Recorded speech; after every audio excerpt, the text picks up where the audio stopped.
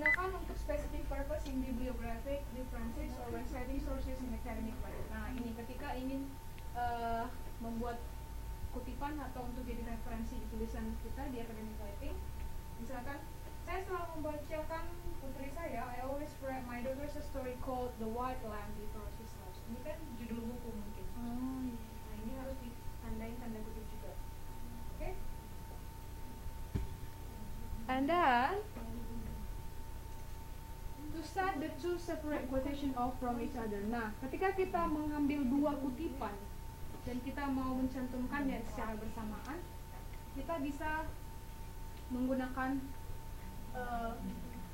tanda kutip itu. Jadi misalkan, I haven't spoken to Peter for months. Diana said, kata Diana. The last time I spoke to him, he said, I'm going to Berlin and won't be back for 3 years. I have heard nothing since then. Nah, bisa digunakan tanda kutip yang single.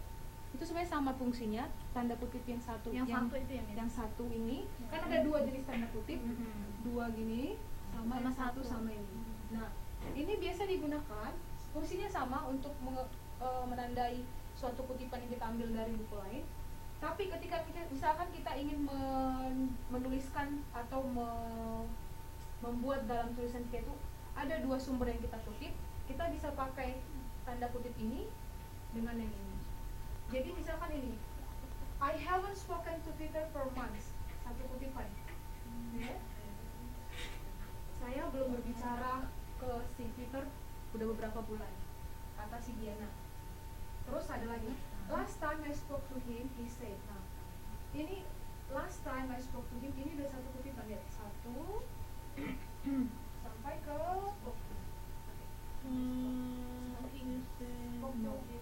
sampai sini. Jadi ini ada dua kutipan. Ini udah satu, terus ini satu di dalamnya ada lagi ya. Jadi ada satu kutipan di dalam yang kita kutip ini ada kutipan lagi. Oh, jadi yang satu itu di luar ya, Mi? Iya.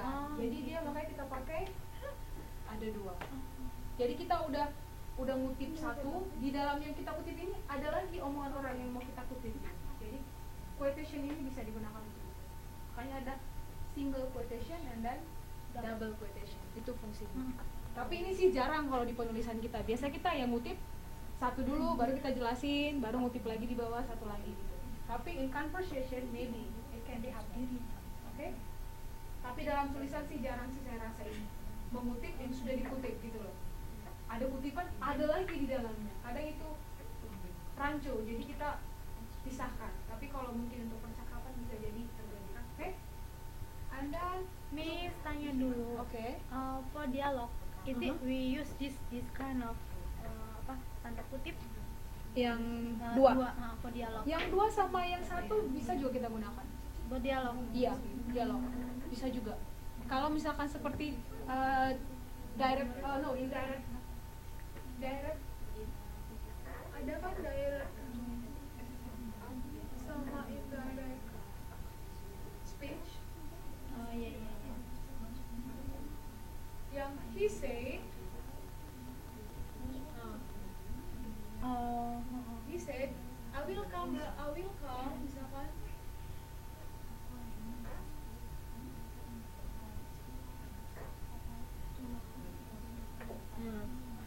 Ini kalimat langsung, dia langsung ngomong.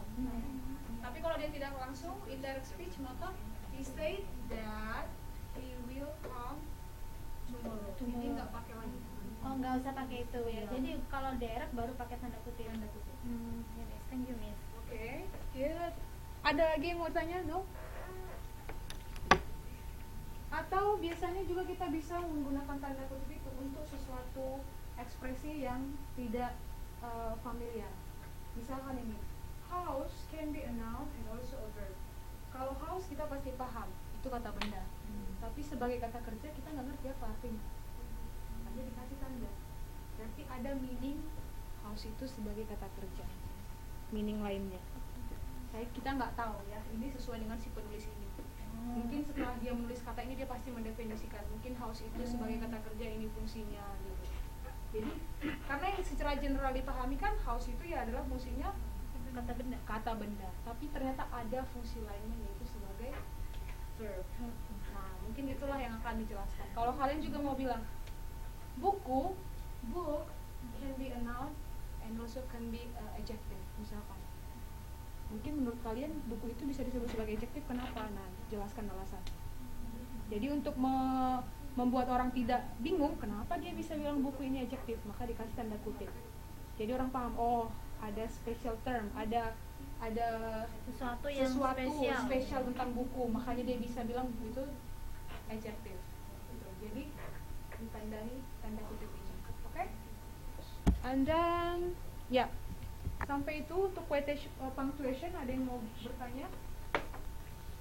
Yang untuk punctuation itu nggak semua kita jelaskan karena berhubung waktu kita, jadi hanya beberapa yang saya jelaskan. Nanti kalau mau ingin lebih tahu lagi itu bisa dibuka APA style yang saya kasih tadi linknya, atau nanti saya bisa post di grup linknya, bisa teman-teman baca juga. Di situ bisa ada cara penulisan tesis, disertasi, skripsi ada. No questions? Can we continue? Yes, Miss. Oke, nah yang kedua itu future continuous tense. Halaman 6.16.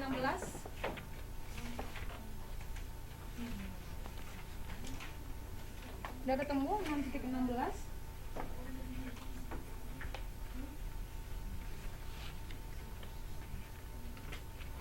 Oke, got it? Nah, oke, please Mbak Sunarmi baca. Ada Sunarmi ya? Oke, the meaning, the first paragraph. Future continuous tense. Future continuous tense digunakan untuk menyatakan suatu kegiatan yang akan dilakukan. Berbeda dengan future tense, future continuous tense menekankan pada proses yang sedang terjadi pada kurun waktu tertentu di waktu yang akan datang. Untuk mempermudah memahaminya, perhatikan sebuah ilustrasi di bawah ini. Oke, nah katanya future tense itu digunakan untuk suatu kegiatan yang akan dilakukan nanti. Jadi dia hampir sama dengan future, juga kejadian yang pasti belum dikerjakan, ya kan? Karena akan dilakukan nanti. Cuman bedanya kalau future tense itu kita prediksi, saya akan bekerja malam hari ini, gitu. Tapi kalau future continuous kita memprediksikan akan ada sesuatu pekerjaan yang sedang kita lakukan nantinya pada jam tertentu itu, gitu. Nah, contohnya ada di 6.16. Si Hil, Mbak Etik, and Mbak Sunarmi. Oke, kan ada Hil and itu ada conversationnya. Okay, so I read the passage. Tom asks Anne to have dinner tonight. The dinner begins at 7 and ends at 9. Okay? Hil wants to see Anne at the same time. Nah, silakan Hil and then Anne. Can I come to your house tonight at 8 p.m.? I'm sorry, I will be having dinner with Tom. Okay. So, can you understand that sentence? Dia bilang si Tom sama si Anne itu ada makan malam jam 7 dan berakhirnya itu jam 9. Nah, sementara ada teman daripada si Anne mau jumpain dia jam berapa katanya? Jam 8. Nah, kalau dia datang jam 8, kira-kira si Hil sama si Tom sama si Anne sudah selesai makan nggak? Belum. Karena makan malamnya itu berakhir jam 9. Oke. Nah, itu maksudnya future continuous. Jadi ada sesuatu kegiatan yang sudah kita prediksikan akan sedang kita lakukan saat itu, tapi ada kegiatan lain yang Masih kita kerjakan. iya yang masih kita indikan juga kita kerjakan. Jadi makanya bilang di situ I'll be having dinner means that I will be in the middle of having dinner. Jadi seperti kalau continuous kan berarti memang masih sedang dikerjakan gitu. Nah, kalau future tense, I will work tonight at 7. Dia akan bekerja nanti jam 7 dan itu nggak ada gangguan lain lagi, dia akan bekerja jam 7. Tapi ketika saya bilang I will be working at 7, saya akan sedang bekerja jam 7. Jadi mungkin akan teman saya yang mau datang menjumpai saya pada saat jam saya memang sedang bekerja gitu. Oke, kita lihat contoh lainnya lagi. Nah, jadi biasa ingat future continuous itu dibentuk dari will be plus ing form, verb in, oke? Dan sudah pasti ini berbicara tentang events in the future, and then we use the future continuous to talk about something that will be progress or around a time in the future. Nah, ini patternnya. Kalau dia positif, kalimat positif itu dibentuk dari subject plus will plus be plus verb ing and then time expression. And then the negative we just add not here. And for the interrogative, you put will here, and then don't forget the quotation mark, question mark, okay? And then we have also WH word. Jadi untuk future continuous itu juga bisa menggunakan WH word. WH word ini apa aja?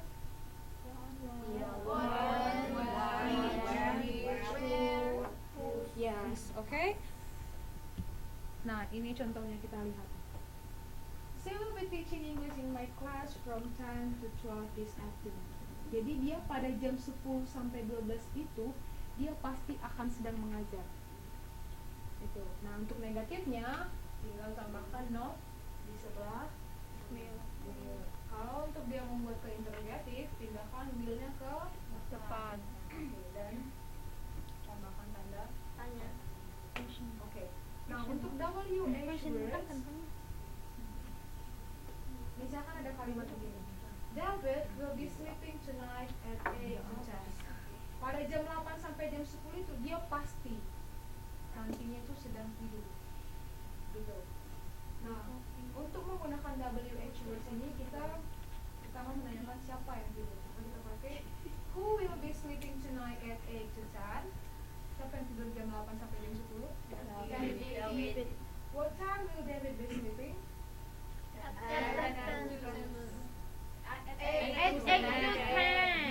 Kalau jam 9 kira-kira si David masih tidur nggak? Masih.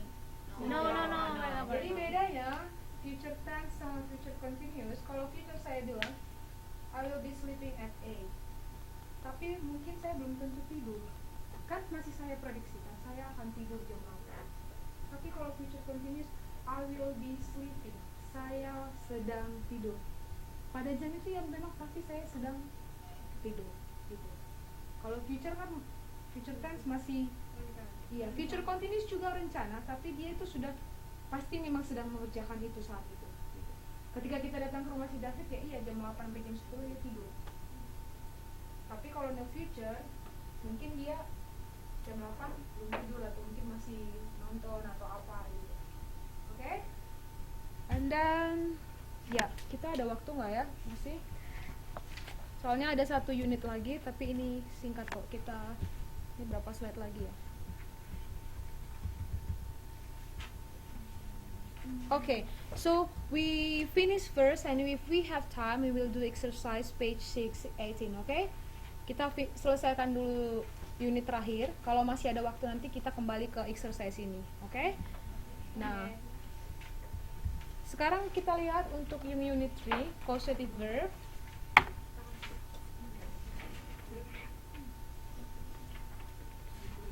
Jadi sebelumnya, misalkan kalau saya buat satu contoh, si Mbak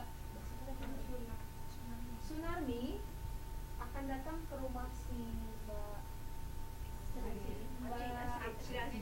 Srimiasi malam ini jam 7. Tapi ketika dia datang jam 7, Mbak Srimiasi ini sedang mandi misalkan. Gimana buat tensesnya? Buat kalimatnya.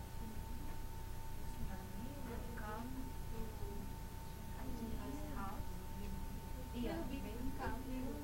Enggak, kondisinya kan si Mbak Sunarmi akan datang ke si iya, tapi dianya pada saat jam itu dia sedang mandi. Nah, dia pakai future tense menggunakan kalimat itu gimana? Untuk mengatakan ke si Mbak waktu jam kamu datang itu saya lagi mandi loh gitu. Gimana bilangnya? Ya, bisa coba tuliskan. Gimana kalimatnya tadi? Kalau si Mbaknya ini dia mau datang jam 7 tapi dia sedang mandi, akan sedang mandi saat itu. Terus si Mbaknya mau ngasih tahu ke si Mbak Sunarmi, aduh mau nolak sih tapi nggak bilang saya sedang mandi loh saat itu nanti pas kamu datang gitu.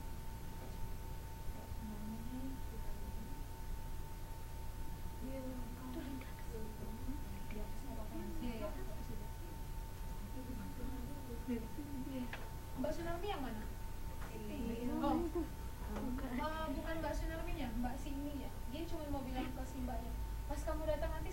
sedang mandi loh gitu. Gimana membuat di future continuous?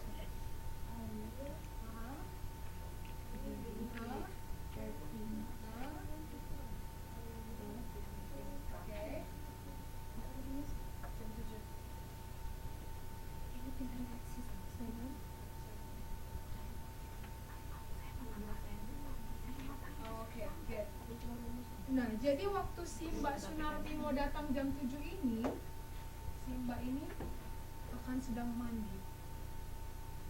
Jadi dia proses. Gitu. Jadi kayak mau bilang, kamu datang setelah jam 8 aja, mau bilang gitu sebenarnya, jangan jam 7 karena saya lagi sedang mandi gitu. Begini cara untuk berbicara. Oke, paham? Jadi ada sesuatu hal yang mau dikerjakan lagi, tapi saat itu ada kegiatan lain yang sedang berlangsung juga. Gitu. Ada yang mau ditanya future continuous ini sebelum ke unit 3? No? No, yes? Yes, no? Oke, kalau nggak ada bukan 6.26 causative have. Udah dapat?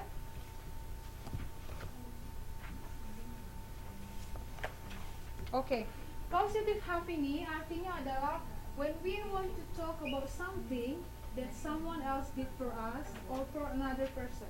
Nah, jadi misalkan causative have ini digunakan ketika kita ingin menyuruh seseorang melakukan suatu pekerjaan buat kita. Contohnya, kalau saya buat ini, I clean my house. Yang mengerjakan membersihkan rumah ini siapa? Di sini. Rumah saya. Saya sendiri kan? Nah, kalau saya bilang a cleaner clean my house, siapa yang membersihkan rumah saya di situ? Cleaner. Si tukang bersih. Nah, a cleaner clean my house artinya saya menyuruh seseorang atau saya membayar seseorang untuk membersihkan rumah saya.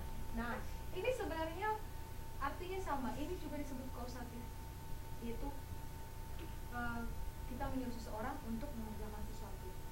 Tapi ada kata lain untuk menyatakan hal yang sama ini, yaitu causative construction. I had my house clean. Kalau di sini kelihatan atau kelihatan nggak ada cleaner yang membersihkan rumah kita? Kita nggak tahu kan? I had my house clean, siapa yang bersihkan gitu. Tapi walaupun kita tidak mention cleaner di sini, dengan ada kata had ini atau have, itu artinya ada seseorang yang membersihkan rumah saya. Tapi kita nggak kita sebutkan apakah itu tukang bersih, apakah itu orang tua kita, apakah itu kakak kita atau adik kita. Itu yang disebut causative have atau causative construction. Jadi kita menyuruh seseorang untuk membersihkan rumah kita, tapi pola kalimatnya itu tidak yang general, tidak langsung secara jelas diberitahukan. Saya nyuruh pembantu membersihkan rumah saya. Itu juga bisa juga kita pakai ketika ingin memberitahukan ke orang, saya nyuruh seseorang membersihkan rumah saya. Tapi ada cara lain untuk memberitahukan itu, yaitu namanya causative have yang di halaman 6.26. Nah, jadi kalau nanti nemu kalimat kayak gini, I had my house clean, jangan bingung. Misalnya ada pertanyaan berikutnya, siapakah yang membersihkan rumahnya? Ya nggak tahu, orang nggak disebutkan di atas, yang kayak gitu. Baru misalkan nanti ada optionnya, ya kan? I had my house clean, misalnya ada kalimat ujian, misalkan ada option, ada pertanyaan, siapakah yang membersihkan rumahnya? A, seorang pembersih rumah tangga, misalkan cleaner. 2, seorang supir, misalkan, atau B, seorang terus turun ya mana tahu lah, orang nggak ada disebutkan juga siapa yang bersihkan, cuman I had my, ya kan ngajak berantem soalnya. Bukan, itu maksud kalimatnya itu sama dengan yang di atas ini. A cleaner clean my house. Walaupun dia tidak menyebutkan orangnya.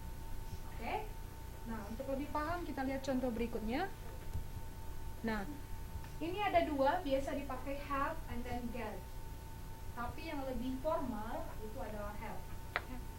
Get itu biasa untuk yang informal, seperti misalkan kita sesama teman atau di lingkungan yang tidak informal. Tapi kalau misalkan kayak lingkungan akademik, sekolah, kantor, biasa dipakai have. Oke? Nah, patternnya itu subject plus have plus object plus past participle. Jadi misalkan kalau ada bilang she will have her hair cut, artinya itu apa di situ?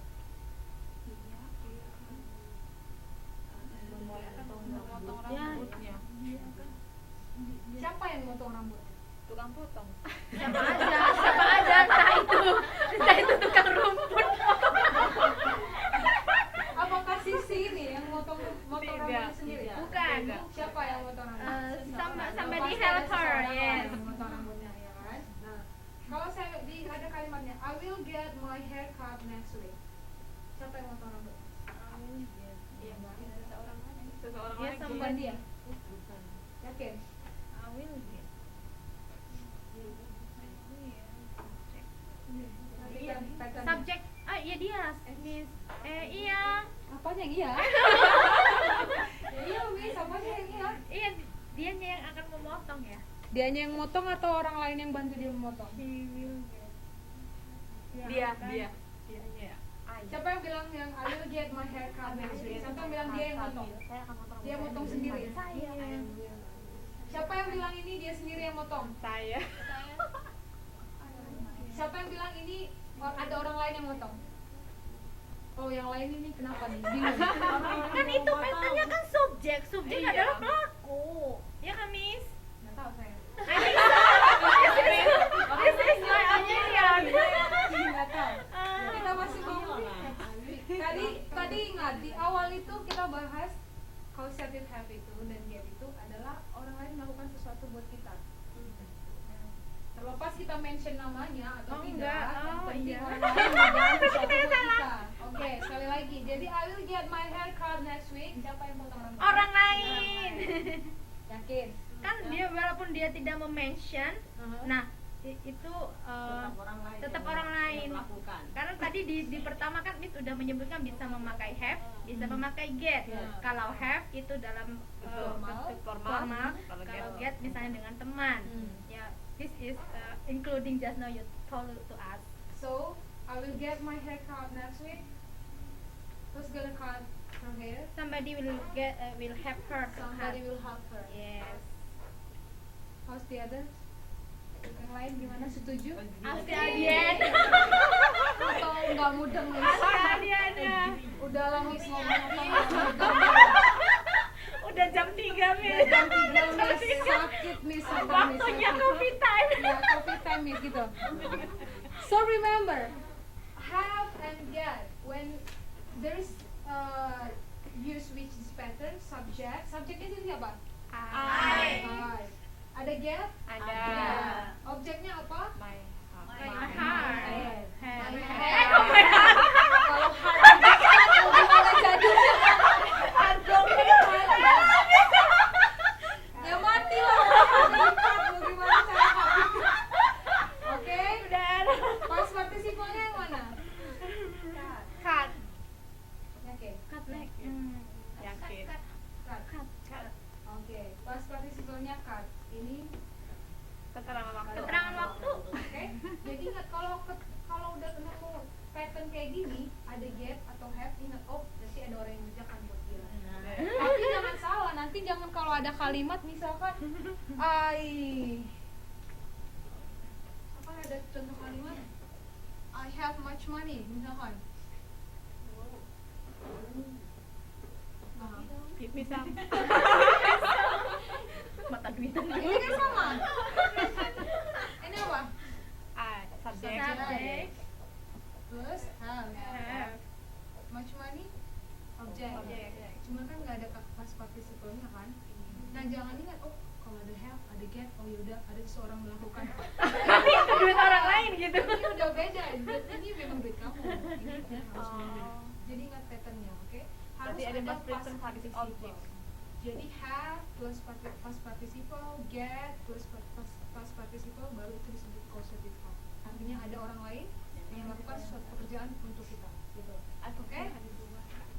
Dan kalau ini dia hanya dimention akan ada seseorang yang mengerjakan buat kita, tapi dia tidak bilang siapa yang mengerjakan itu. Nah, ada lagi bentuk lain dia menyebutkan orang yang akan mengerjakan itu. Nah, so for example here. Dan ingat ini berubah. Kalau tadi kita hanya menyebutkan akan ada orang yang membantu kita, have plus Get. have plus verb verb. Verb 3, past participle, right? Subject plus verb 3, have plus verb 3. Tapi kalau yang ini kita menyebutkan orangnya, ingat subject get plus to infinitive. Berubah. Oke, dia ke kata kerja pertama. Oke, nah kita lihat contohnya. The teacher had the students write the answers on the whiteboard. Subjeknya apa di situ? Teacher. Ada have-nya? Ada Had. Have sama had kan sama, had maksudnya dalam bentuk past. Oke. Personnya?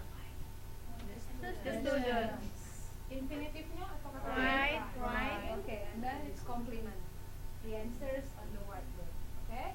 Nah, sama juga untuk get someone to do something, sama juga patternnya.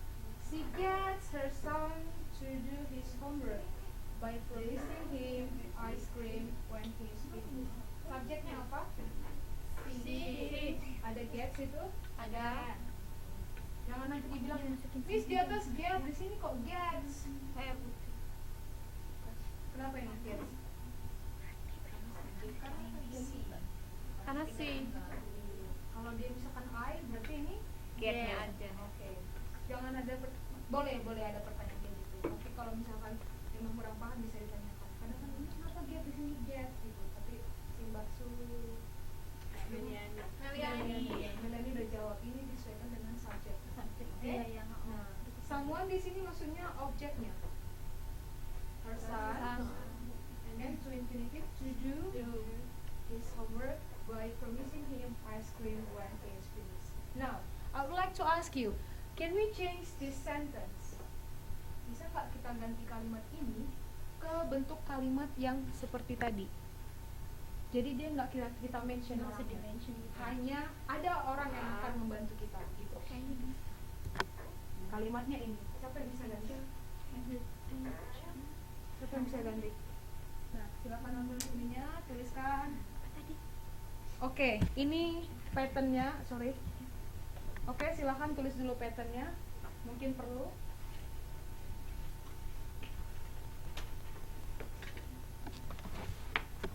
Patternnya untuk yang have and then get.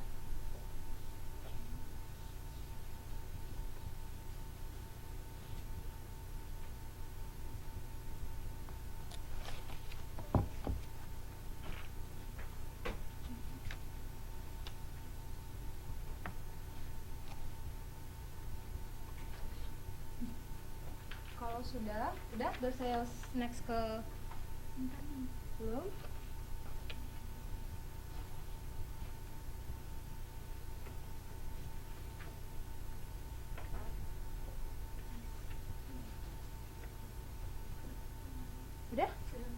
Sudah etik.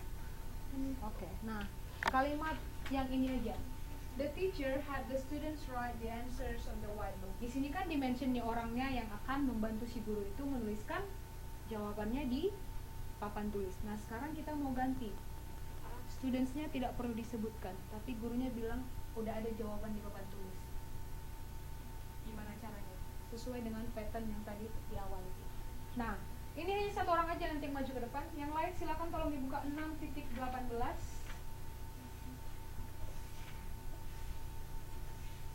Siapa mau bagian ini? Oke, silakan bagian. Nah, jadi saya mulai dari si Mbak Anggun 6.17, kamu nomor 2. Kamu 3, 4, 5, 6, 7, 8, 9. Exercise 6.17. Future continuous tense tadi.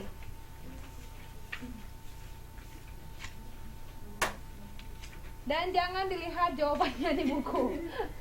Silakan maju ke depan sesuai dengan tadi yang udah kita bahas. Cuman dilihat contoh patternnya aja. Itu gampang, udah ada contoh nomor 1. Tinggal menambahkan will, be plus verb in. Oke? Silakan di sana ada spidol, langsung maju aja ke depan.